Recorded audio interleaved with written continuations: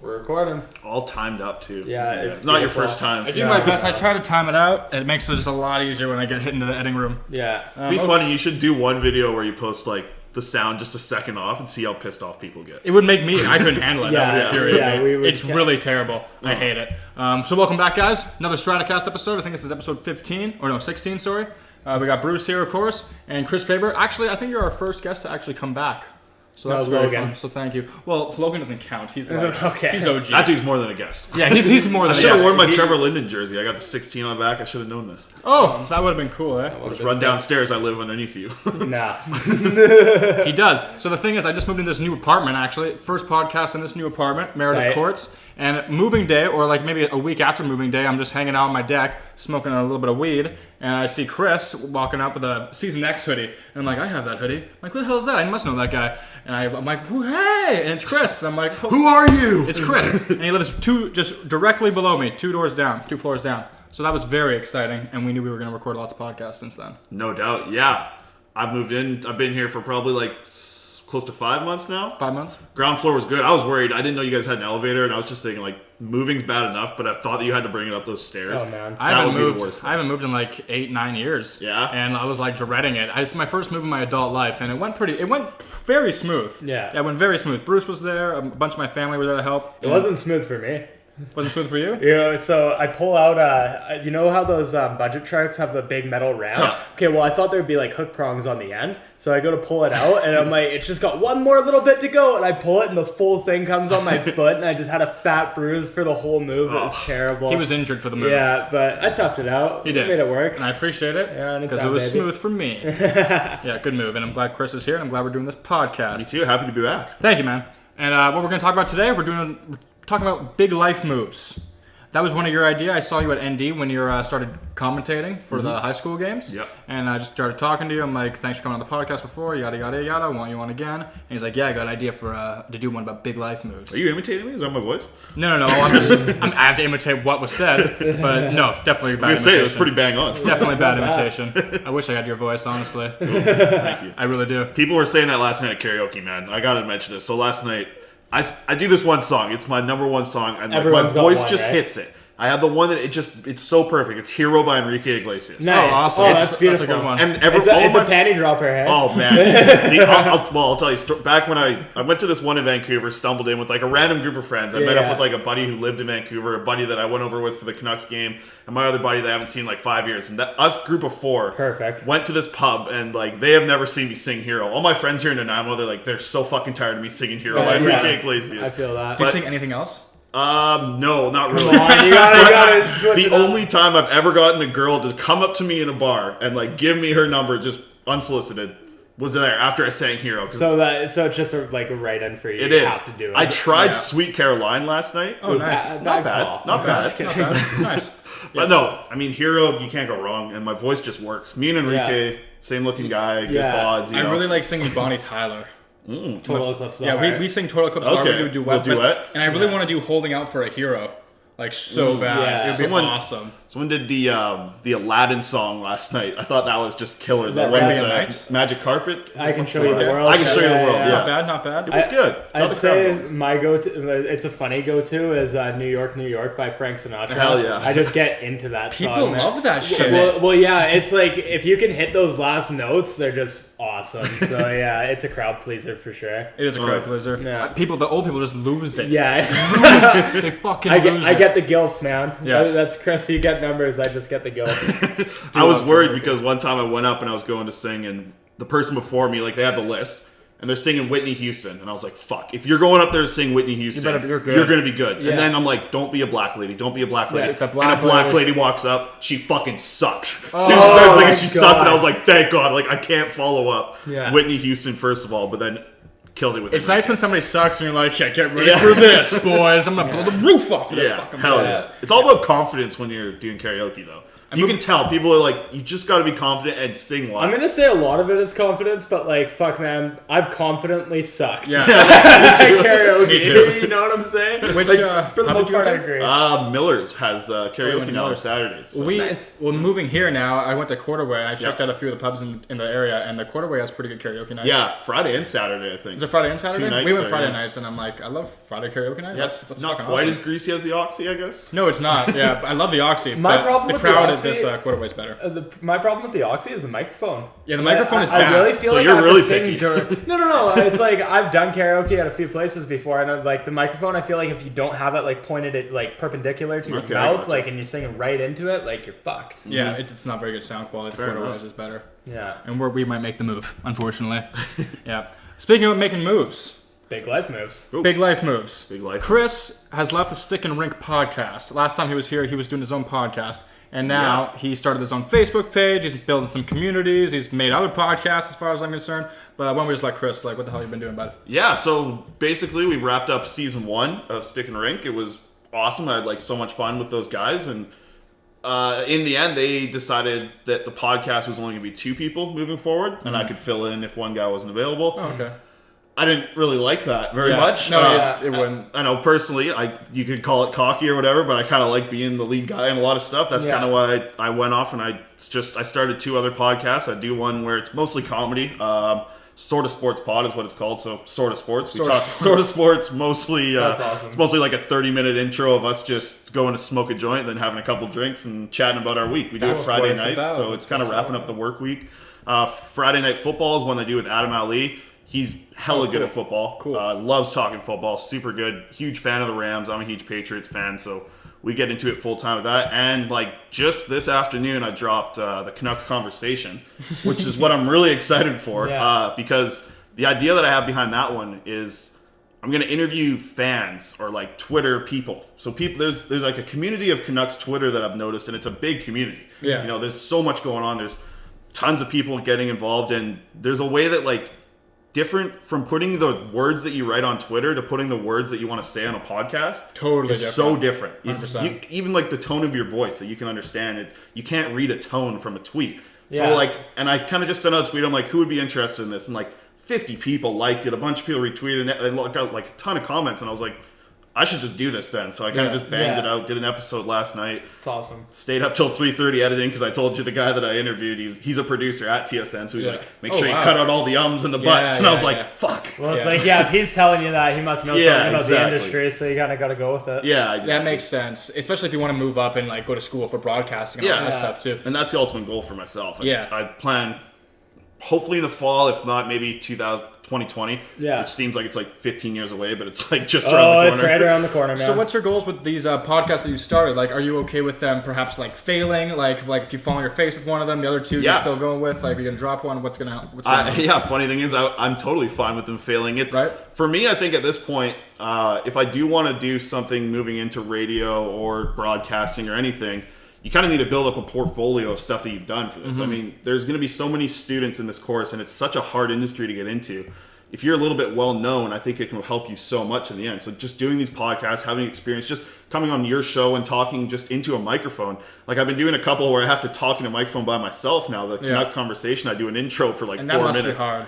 Yeah, like you mess up so many times, and like I did it this morning, straight up, and I did probably like 15 cuts in a row, and I was just like, "Yeah, hi, I'm Chris from the Canucks Conversation," and you hate it too, and you just hate yourself when you do a fucking intro. You're just like, "That's bullshit. Scrap this. Fuck, it's bullshit, man." Exactly. But no, I'm fine with it failing, but so far it's also just fun to do it, and in the end, like it is fun. What is failing when you're making a podcast? Totally. If you have 0 listens, who cares? You still made the podcast, and you still gain the experience from just getting what you want to do. You learn about it. Yeah, exactly. Well, something I've been kind of like a little philosophy I've picked up for myself just kind of overall, but I'd say especially as a creator, it's really good is to just give with 0 expectation. Because like when the one person compliments your work or whatever, then it's just like, this is amazing. Yeah. Like if someone actually just appreciates what I'm doing, that's awesome. Absolutely. I love when people appreciate my work. We're going to take a quick break. We're going to take a quick break on the StratOCast. We are back.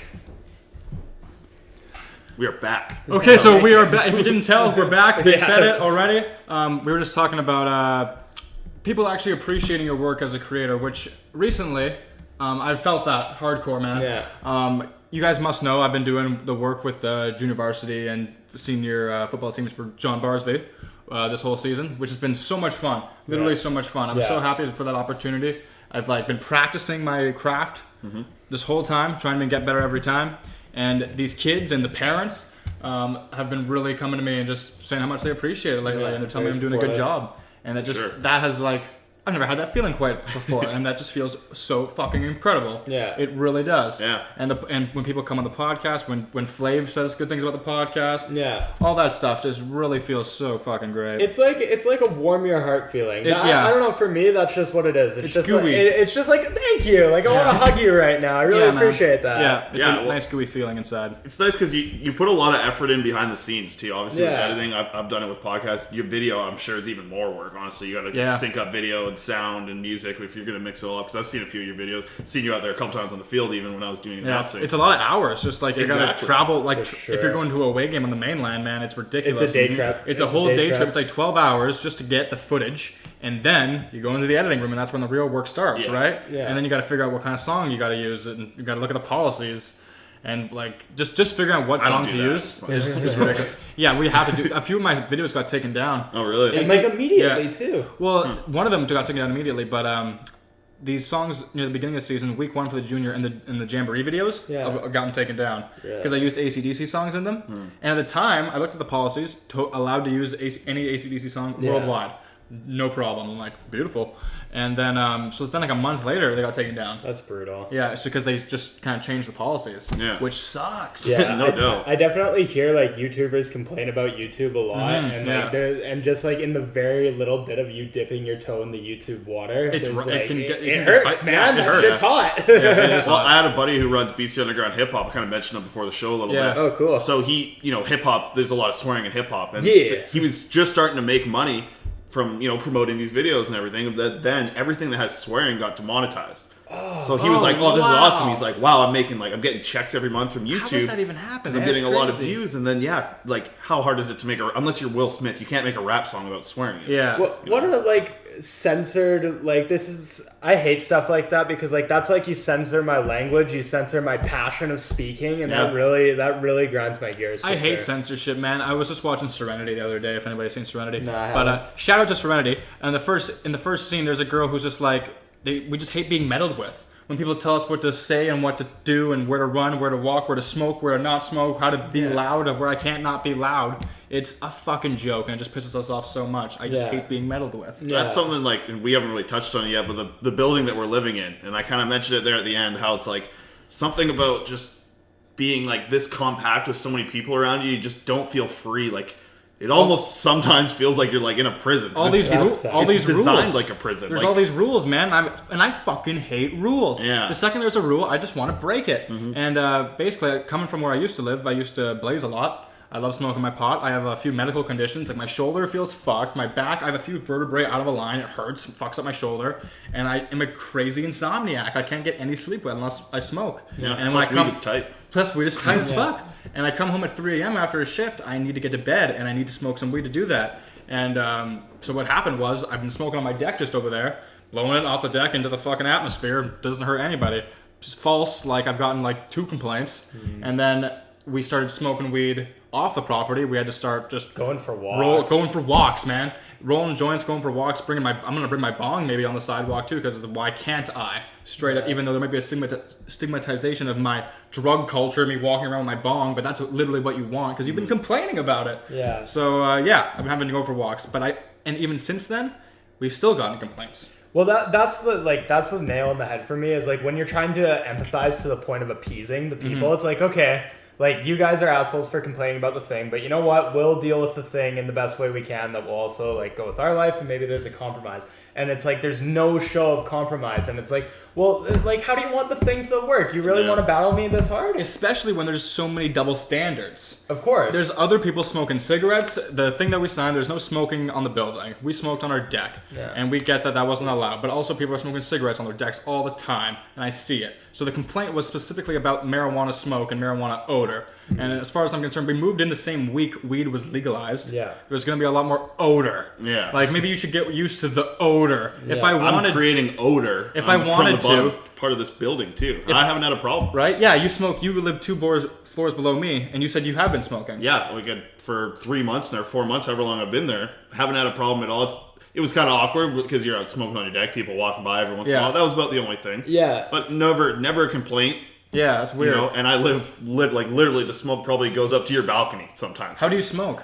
Mostly joints. Joints, right? Yeah. When I thought maybe they would complain, I thought it was a guy maybe complained about me hanging out with my big bong, just because it's like, oh, drug culture, get that out of here. I thought maybe it was something like that, but I stopped doing that, and I still got a complaint. Like I was like, what the fuck? Yeah. Don't even know what to do. But yeah, man, there's so many double standards, and it really, me and my mom who live here are, especially her, just really stressing her out because we're just big potheads. And it's basically my medication. And it's fucking and they're legal. basically, it's for sure and it's your legal. medicine. And they're telling me I can't take my medication. It's basically like telling me I can't take Tylenol. Yeah. And I think that's fucking crazy. And I can't do that in my own house. On my deck. Yeah, Fuck. they didn't do a good job with the legalization. No, the legalization, I feel like it's more illegal than ever all of a sudden. That's what you were saying. I really feel that. And It sucks. I've kind of felt the opposite because like I haven't been living in a strata or anything like that. But like, man, when I've been looking for places recently in Langley, and when I scroll down the Craigslist ad, it's like, you know, no anything pretty much. We don't want party or smoker, and I'm like, I get that for sure. But then they say no cannabis on the property of any kind. So it's like weed's legal for me to grow 4 plants, like that is legal. Yes. So it's like you're telling me I can't grow a tomato plant if you have a preference Pretty against much. it growing a tomato plant, and I'm just like. You know, like, there was a couple places that were just so... There's one place that was just like, you can't have guests over past a certain time. And I'm like, how could you possibly expect to rent this suite out? Yeah, like, that's this crazy. is insane. I, like, wanted to send them an email and just be like, hey, go fuck yourself. and when it says that you can't have cannabis on the premises, Yeah. like remember this conversation we were having a couple days ago, and you can have 30 on your person. Yeah. And we look at, but I Yeah, sent you that thing. you sent me a thing. It And says you're allowed 1,000 to- grams yeah. provincially for BC. in your home, you can have 1,000 grams in your home that Yeah. you use, and like that's quite a bit. That's like a lot. pound or two. Yeah. And That's That's more than- 30, it's a lot 30 more. ounces, right? more than 30 ounces. Right? Yeah, Exactly. So and it also says in the tenancy agreement that you can't produce weed, or you can't grow or produce, I'm pretty sure. And it's like, what does produce mean? Like, can I not have my weed, produce a joint, go outside and smoke it? Because that's Yeah. what I've been doing. That's such like a vague term. It's Like, insane. Like, come Yeah. on. Like, why do you have to like... And that's just what I think about when like you're living with this many people so close. The people are going to complain about it in the end, and it sucks because it's legal. You're just saying like your old place there, you had an open area, it was fine. You smoked on your deck, you didn't blow it into a balcony, which I can like understand a little bit. I can understand like, okay, if I'm up there and I'm blowing a huge fucking smoke in there, but how can I avoid it? And how is it like there's got to be like a simpler way, and especially if they're complaining about you going out and smoking on the street. And they're not at that com- point. they're They're not literally hitting complaining- you from both sides Yeah. of it, being like. On the side when it was illegal, they're like, "Oh, now your weed smoke's gone." But then when you're like, "Okay, I'll legally go smoking on the like outside," they're like, "Well, now you got a bong out there." In the end, they're like, "You can't win." It's Yeah. like, I don't know, man. It's the drug war. It It's feels fun. like no winning. It feels like a drug war is real. Yeah, ridiculous. it's always like it's gonna be the last old rickety man that hates drugs that Yeah. has to die before we can all just kind of go on and have a better political system and better Yeah. drug system. It's very strange. At my at the mill that I work at, like we're in a union and we're in this fight right now. Our lawyers are going to battle for us because we have a drug policy. Yeah. So basically, the thing is, there's a 3-strike policy kind of thing. If you look stoned or you smell stoned, that's strike 1 kind of Yeah. thing. If you do something that damages property or something that a normal person wouldn't do, that's how they have it in writing. Yeah. And then the third one, Interesting. yeah. So yeah, those are the Define 3 normal, actually. please. if you don't do one of those, you get piss tested, and obviously weed stays in your system for Yeah. what is It it, like is. 6 weeks up to or something. Yeah. We are familiar with drug tests. So Oh, yeah. so that point is like the guys at the mill, so we can legally go home and smoke weed, but we can't work at a mill if we smoke weed legally in the end. So it's like our lawyers are right now going at, like our union's going hard at this drug policy, but we have guys that will do one of those things. They don't, normally the one is you don't smell like weed or you don't look stoned. Nobody Yeah. really, I mean, we used to do that at the mill, but nobody does that anymore. Yeah. Yeah. But I think that the fact that you still like can't even have a puff the night before or a puff on the weekend, and if you come in and I accidentally messed something up, like a guy at our mill accidentally jammed 2 logs hit together, one popped up and flew in the air and hit a window, broke a window. Oh, Jesus. fuck. So he crazy. got Milk piss for ya. tested for that. Now he has to get piss tested once a month for a full year, as weed is legal. my God. This guy's been smoking weed he's in his 40s and smoking weed for 20 plus years every day. That just makes me physically angry. Well, now he's smoking cigarettes. He had to find some other way. He's on cigarettes supplementing it with drinking something more. worse. That's so bad. It's ridiculous.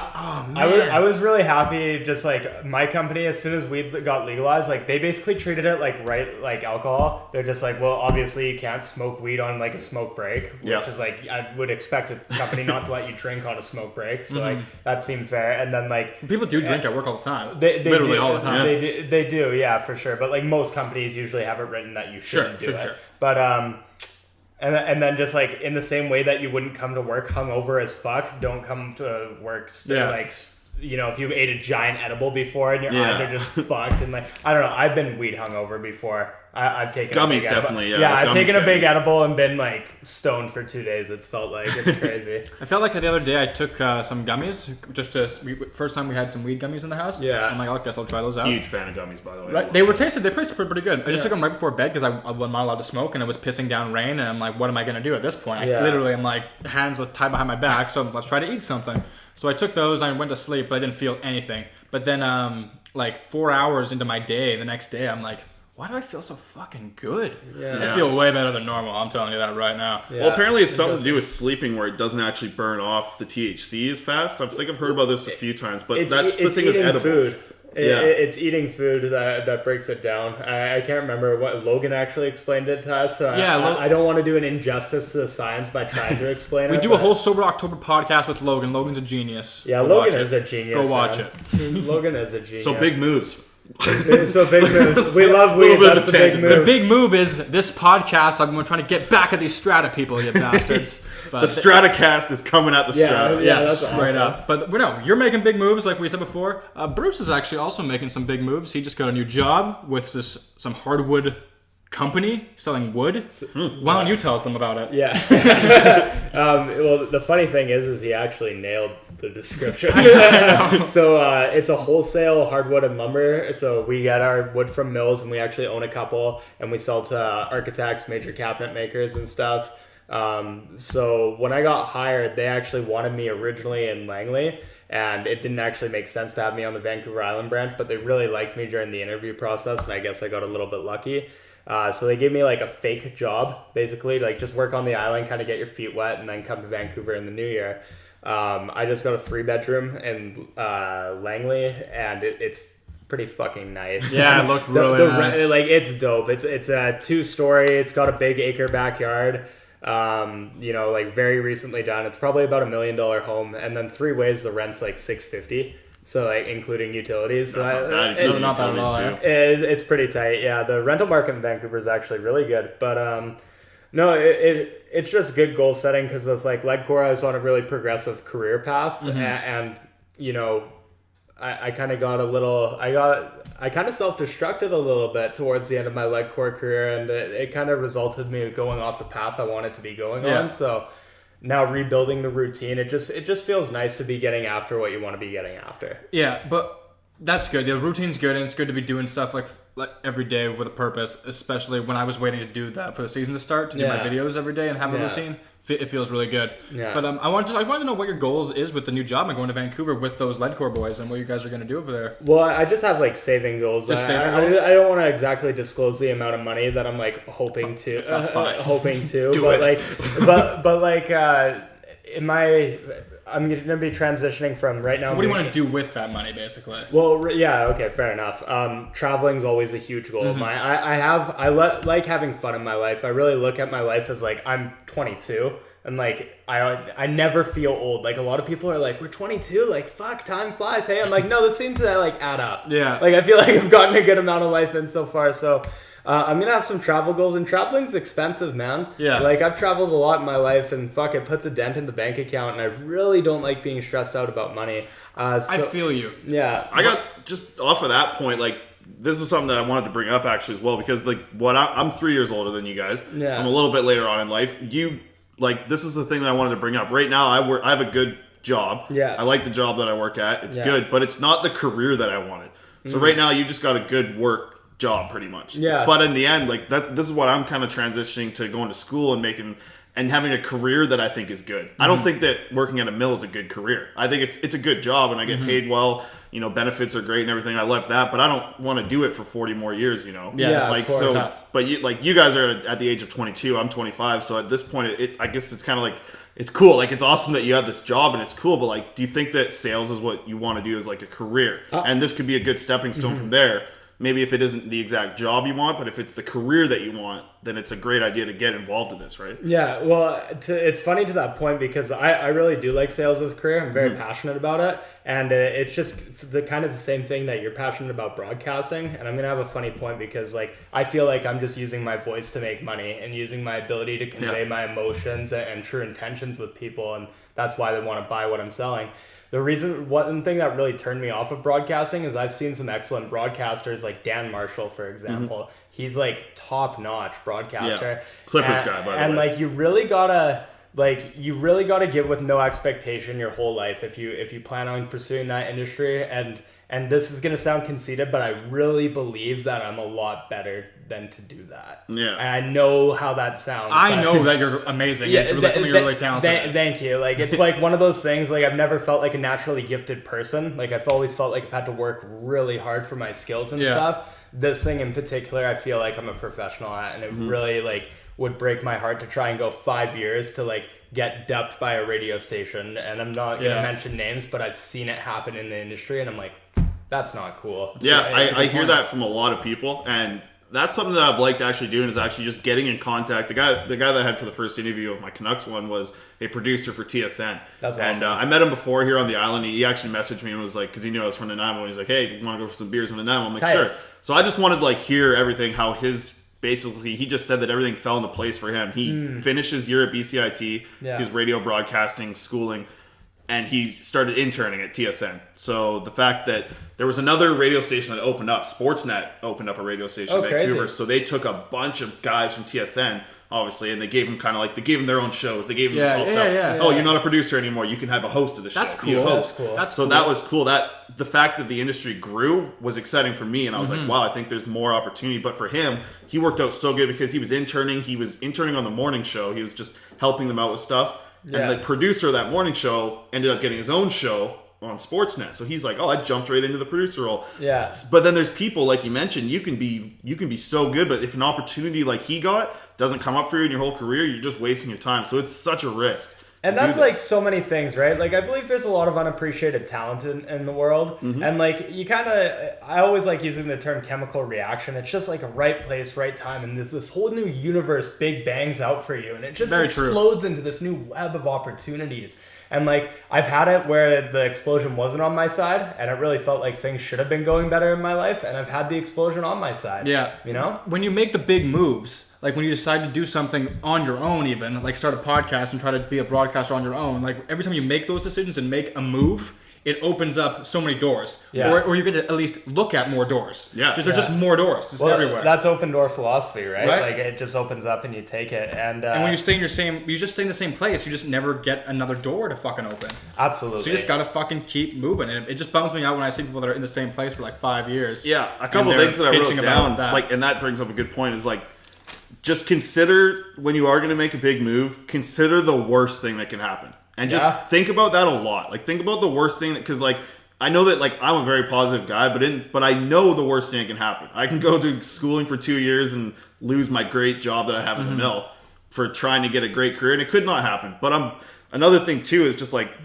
you're never going to have all the information before you make a move. Oh, for sure. But try and get as much as you can before you make that move, because you're never going to know. Like, I don't know what's going to happen after I graduate from BCIT as a radio broadcaster. I don't know what if both radio stations in Vancouver, the sports radio stations, close down? Then I'm fucked, right? Like, I could try and work somewhere else, or I could try and be a broadcaster and do play-by-play, and I love doing that. But like you mentioned, there's a lot of talent that just doesn't get it. You need the right opportunity, and I think that's a big thing, is just knowing, like, just know where you're at with it. Like, if you're going to make a big move, it's a good thing to do it. Obviously, you can have a lot of positives come from big moves. It was a big move for you starting this podcast. I mean, you tried stand-up comedy. That was a big move, just getting on stage and doing that, right? Yeah.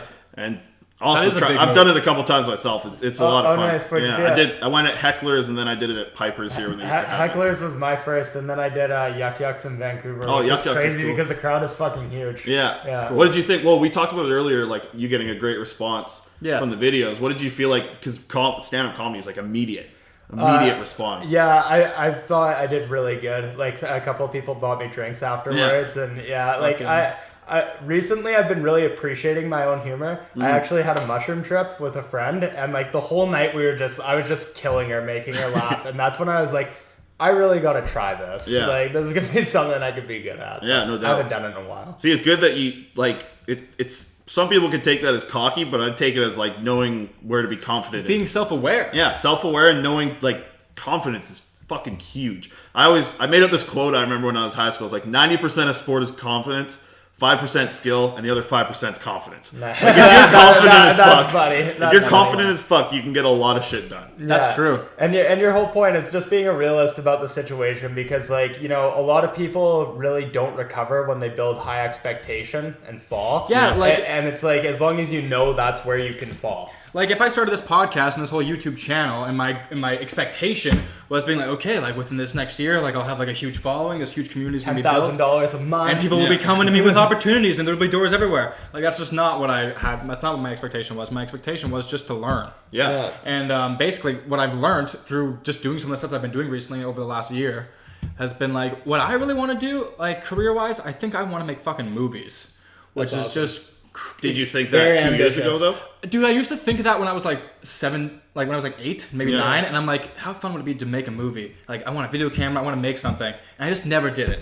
And like doing it now, like I feel like a lot of the videos I make, I feel like they're pretty fucking good. Yeah, that's really funny. And I make it with free software and my phone, basically, and that's it. And my fucking camera here, which I love, but it's not giving me the best quality that I want, and it pisses me off. Right? Come on, camera, do better. Keep pumping. But but it's cool because you brought that up. You said as a kid, like it was something that you really liked. Always wanted to do. I actually feel so similar about it because growing up, I just like I knew everything about the Canucks. I knew everything about like I just like remember knowing and like telling all my friends facts that they just didn't know. I feel about sports, and I just kind of grew up doing the same thing, and like.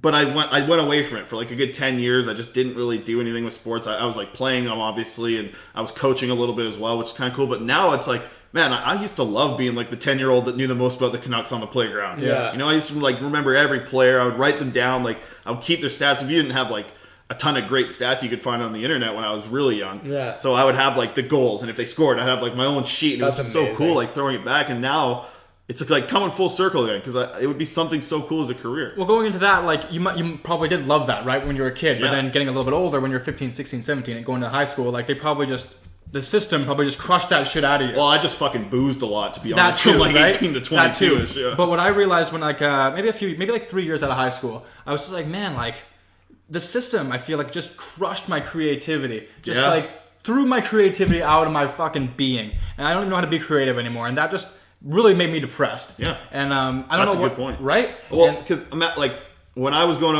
finishing school, my idea, like I went to school originally to Camosun College right out of high school, and I was like, I'm gonna be a PE teacher. That sounds fun. But man, if there would have been anything, I remember you guys talking about it, getting the opportunity to do the Barsby games and do the play-by-play on the Barsby games. That was man. If I would have had an opportunity to like try that, if that would have been available for me, or even like a class around like a creator class. Imagine how cool that would be in school right there should be. There really should be. It's really funny because like IQ testing was made originally to categorize people in what they'll excel in the best. Right. And that's totally not what we use it for. We use it basically to like have a normal class and then like people that need a little extra help. Yeah. And it's like, well, no, because like you're supposed to diversify.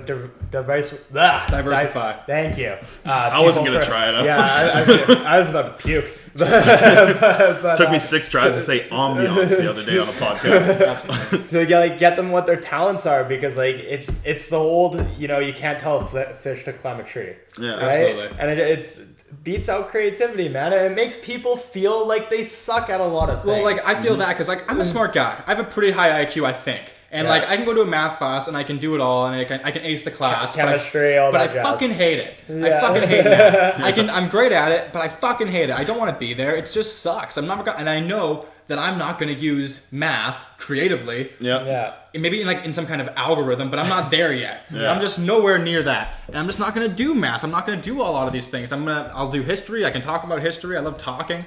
But you just got to do more stuff that you like doing. And the videos, they're so much fun to make. Filming them, like going on the sports thing, I'm not huge into sports as you guys are, a little bit more sports fans, but I love football and everything. And going this season, traveling with the team, seeing all the games, really brought back a lot of the love I have for football. Right. And like these kids are amazing. I really fell in love with these kids. And I didn't even think I could. And I'm like, I'll go film them, whatever. But the kids really just stole my heart, like right away. A few of them. That's tight. Right? That's amazing. And I'm gonna do a podcast with 3 of the juniors and then 3 of the seniors. That's a cool idea. I remember you talking about it last time. That's a cool idea because, especially if it's going to be like the grade 12 guys who just finished up their high school career, that's going to be cool. It's going to be good. It was a rough loss the other day, and it's a needed podcast, I think. The thing I really loved most about Stratts' work is like I remember when I was playing, I'd always like looking for highlight tapes on YouTube, and I've watched them so many times so I could watch myself and like watch the story of the game. And previous to that, no discredit to anyone who was ever involved in making them, but it was more or less highlights, over music. And I think Riley Brown was the only one that started to do like plays in sequence, so like you kind of got a story of the game. Yeah, but like before that, you'd see like fourth quarter highlights and then first quarter highlights, and then we lose, or it's like what happened, and it's like. On top of like being able to get such an interpersonal level of what Stratts is doing, like he's up close with the players, he's filming their huddles, their pre-games. Like if you guys haven't checked it out, like if you're any fan of sports, not even Barsby's program, like it's really worth a watch. Honestly, not even a fan of sports, just like seeing a culture like that. It doesn't even have to be sports. Yeah. It's cool seeing like how the coaches talk to the players. There was one, I think, right before they were going to the playoff game. I saw a clip that you posted. Watching Coach Stevenson in the doghouse. There's a couple of good ones. Just an unreal job of like making those kids just run through a wall for that fucking guy. Yeah, dude.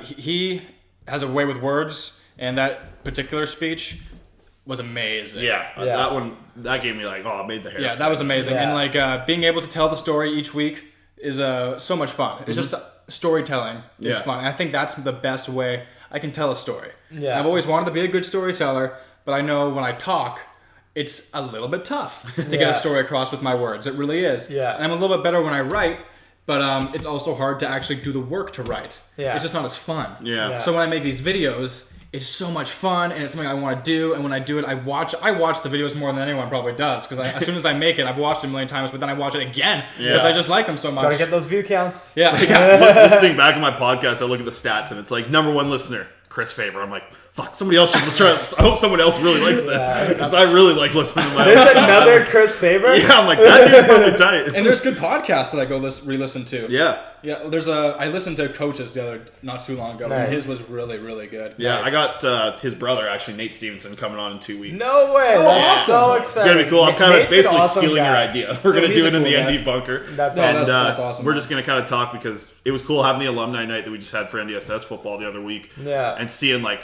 some guys that were there on the very first NDSS teams in 2000, and just, like, evolving. It was cool, like, getting in contact with those guys and, like, going out for beers, because when you play high school football, you don't even think about going for post-game beers after, but it was cool seeing all those guys in that different environment where it's more about the culture than the sport, I think, at that point. Mm-hmm. Yeah, it's really fun people to see in adult form. It's so really fun, whether it's your like old faculty or like it's like an old family friend. It's like, you smoke weed? or even the parents of your friends. It's fun. Anything, it's awesome. I love it. But another thing I wanted to bring up too about the big moves was, then this one was like one that I had to like underline and circle, was like, just be clear with the intentions that you have, even if your intentions are evolving as you're going. Yeah. Like my first idea was like, okay, I wanted to blow up my Twitter. I wanted to get more involved with the Twitter community. Yeah. So over the past like 3 months, I've gone from like 200 followers. I just reached over 1,000. So really? I was super excited. Yeah, nice. I was just getting engaged and like going in hard. And I don't even think I gotta follow you, bro. Yeah. Well, good. I got you. My 1,001. Perfect. But I just wanted to like get engaged with people, and it's cool because that developed the idea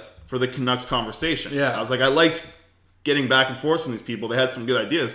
They could put a few of those out. That's why my idea for the new show was just to talk to other fans for 10, 15 minutes, and maybe I'll interview 2 people per show, and it's just going to be short. I'm going to have questions. I'm going to just go with it, ask them what their favorite fucking beer is. I don't know, like see where it goes with the show, and it seems to be a good idea. But I didn't have that intention when I first started making my own 2 podcasts. I didn't even talk about hockey. But now I'm like, oh, this is a good move. So just like be ready to adjust where you're going, I think. Yeah. Well, it's really important, like, to clarify your goals. Like, I notice a lot of people set goals and they're like super vague. Like, I want to lose 15 pounds in 3 months. It's like, well, you know, how are you going to do that? Are you going to do that with like cardio, like right within the goal? Because like if you're leaving just a 3-month window, well, like you could be eating chips and pops for 3 months if you're not like clearly setting a schedule and everything like that. And then when you're not clear with those goals, it leads to disappointment because at the end you get depressed. You're just like, well, I set the goal, but like, wow, I really didn't work. Like, I really just set the goal. It's like, that's just the first step. I've had an expectation to like write every day. That wasn't one of mine. Like I've had for a long time. Like I want to write every day. I want to read every day. Stuff like that. Yeah. I do not write every day at all. Yeah. And every time I go to write, it might be like once a week. It's like, man, you are not writing enough. Every single time. That's so funny. And like you just really need to recalibrate your expectations. It's like maybe I'm not a writer. Yeah. Maybe I should write 2 times a week. Yeah. And that be it. And be happy with that. And then if you do more, fucking great. Yeah. But build up your arsenal too. I mean, if you can write, or even if you're doing it twice a week and you enjoy like, oh, like maybe I wrote 8 times this month, but one of those I actually liked. You know, I just kind of like go from there and be like, okay, I liked something about this. Why did you like something it? Out of there? Yeah. Look into that. Go a little more internal. Yeah, 100%. Retrospective. I've been writing a lot lately, but they're just it's good to write. I just got a lot of free time at work, and they're just like journal entries. So like at the end of them, I just feel like such a bitch. It's just my feelings. But like the biggest thing I got out of it is like, I think when something happens and you think about it usually emotionally because it's like that chemical, it's a combustion reaction of it. When you write it down and like you get to hear yourself think about it, and then you get to actually put those words on paper, and it really helps you reflect on like, okay, should I be looking at it this way? Am I actually sad about this? Is this just no big deal? Yeah. That's my biggest takeaway, and it helps me mediate myself because there's sometimes like things just irritate me and they shouldn't, and then it's wasted. But reading energy it back in a point. different state of mind is so good too. Huge. I do that like when I still keep a little bit of like a notes for my stand-up comedy skit. Like I have a thing written out, but I also like have ideas that I write down. Yeah. And then when like I'll write it at the time, and I'm like, oh, that's funny. I have an idea for that. But then I'll get like 2 days later, I'll be sitting at home in a completely different state of mind. I write a lot of stuff down at work because I'm bored all the fucking time in the middle. You don't go very hard. That's you and me both, bro. Yeah, so I write down a ton at work, and then I see it like 2 days later. I'm like, okay, should I expand on that or just delete that and restart over? It's different. Like looking at something, it's like looking at that camera. I can look straight into it and it sees me, but if I look behind it, it doesn't see me at the same time. Well, that's some deep shit right there. But like, it's just looking at things from a different point of view, I think. Perspective. Absolutely. Weed is tight, man. Weed is tight. There's no doubt about that. For comedy, I just fucking hate myself because like I'll flip through my notebook and I'll be like, there's like a 20-minute set on here of like if I structure this better. There's just like, but I just haven't been doing it. And I just haven't put in the work. It's hard to practice it, I've noticed. Well, it's like, the thing is, for me, it's not because, like, I practiced public speaking a lot in this last year and a half, which is typically the hardest part for people. Yeah. That's no problem for me. So, so it's just writing the material. And then as far as I'm concerned, for me, like, most of the jokes just kind of, like, I just think about something. And I'm like, that's funny, I should write this down. And then, like, as I'm writing, I kind of tweak it and do my own thing on it. Public speaking is tough. But it's, I've never had a problem with it. I remember, like, when we graduated grade 7, I was the guy. I was the guy who, like, did the, I ran, like, our graduation at grade 7. I've been doing it since I was a kid, and that's awesome. I fucking talk a lot. My mom talks a lot. Like my dad talks a lot. I think I just get it from all of them. Genetically, I like talking. It's just like being on the spot and like bringing the right words at the right time. Yeah. The other day when we were at BC Place, the coaches just said some stuff, and they were like, "Anybody else want to say something?" And like I had so much that I wanted to say, straight up, so much. And I did talk to the kids. I basically just reiterated a little bit what Coach and Cooper said. But because what they were saying was just like pure truth. They're just like, this doesn't define you. Go on and do stuff after. It's the football game. I'm like, yeah, like this sucks. This sucked. Like I remember getting my ass kicked against South Delta, and I still remember the guys' names, like David Mann, Kevin Weens, all these guys that beat us. Mm-hmm. But like literally a week later, you are making jokes about that game. Yeah. You know what I mean? Yeah. So it's just, obviously all the guys are depressed, but it's straight up, you'll be fine in a little while. Yeah. That's so tough in that point. It is. I remember. Tough. Well, we had the same when we were playing our final football game. I guess that I played in DSS. We were playing Belmont to get into the finals for our division. We were tier 2, like pretty shitty league. So we're you guys can shit on me. I know you're from Varsity, but so we're at halftime, and like I was the captain of the team, I was quarterback, and did a lot of the talking. And they're like, Faber, can you say something at halftime? And I was like, sure. And I had no idea what to say, so I just kind of like started going off. And it just seemed to work. Like, I guess it just happened at the same time. It could have been a lot of emotion involved at the same time. Halftime stuff is important. In one of the semifinals, like, nobody said a word in the halftime, and I'm like, what just happened? Yeah, well, I went out in the second play. I tore my ankle apart. Like, I sprayed, so like that huge speech Faber just gave, like, fuck him, he just got hurt. Nullified. Yeah, like. He can't say something like that and go get hurt. Yeah, exactly. Does he even give a fuck? Yeah. Well, stuff like that, man. Doing that during football, that really gives you a lot of life skills going forward. And like looking back now, that like maybe that's why you want to be a broadcaster. But I guess you did that all the way in grade 7. Yep. But football stuff really brings life skills out of you. Oh yeah. And it takes a lot talked of about that last time too. Takes a lot of hindsight to find, but it really does. It teaches you so much about life. It made me such a better person. Like I'm good at articulating myself, but words wouldn't do it justice. Mm-hmm. Yeah, absolutely. That's a very powerful program over there. Yeah, I'm sure ND is the same. A lot of football. Not as powerful. They're pretty powerful now. They're getting a lot better. I'm glad somebody beat them this year. Not as powerful. Beat them this year. I'm just saying. We'll take it. They have a good team. We were both this year. there. Yeah. You guys are AAA now. Okay, so you're literally in a league of your own.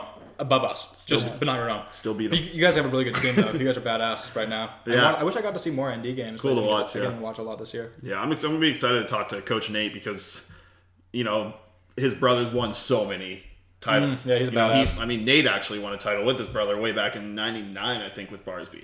It was the first couple years with them, and he was talking about when the program was just getting started. There's so much history with those guys. I think it was 2000. I hate to correct you, but they went to the finals in '99 and won in 2000. Okay, and then 2001 was when ND started, I think, because it was after they won. Yeah, Nate started that ND. Yeah, there's just literally so much history. Like all those guys go so far back. Yeah, there's so they all coach together. They split up. They come back. Like they made so many programs. Football. You see them everywhere, right? There's a lot of history with those guys.